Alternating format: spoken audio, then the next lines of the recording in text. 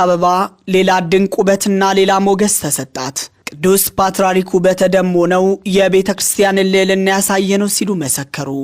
በካራ ሰማይ ስር ሌላ የሰማይ ሥርዓት በምድር የሚፈጸምበት ታሪካዊ ልዩ ሕንፃ በቅዱስ ፓትርያርኩ ተባርኮ ተመረቀ።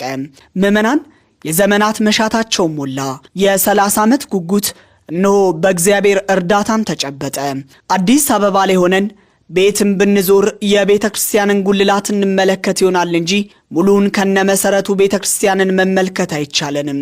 የደብር ቅዱስ ወደብረ ቀርሜሎስ መድኃኔ ዓለምና ጻድቁ አቡነ ገሪማ ቤተ ክርስቲያን ግን ከነመሰረቱ ሙሉ ሕንፃው ባይን ሞልቶ ይታያል። ታሪካዊ ቤተ ክርስቲያን ነው። አሰራሩ ራሱ በጣም የሚያስገርም ነው። አሁን ወደ ቀኝና ወደ ግራ ስታዩት እንዴት ደስ ይላል ነገሩ ሁሉ። እንደው ከበላይ ወላይ ወጣዋል እንትኑ ደረጃው እና በጣም ደስ በሚል ቦታ ነው የተሰራው ይሄ ቤተ ክርስቲያን እና ለቤተ ክርስቲያኑ የዚሁ የካቴድራል እንዲሆን ተጠይቀዋል። የቤተ ክርስቲያን ከዛሬ ጀምሮ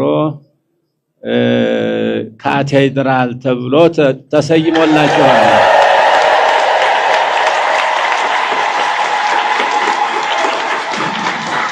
ታሪኩ እንዲህ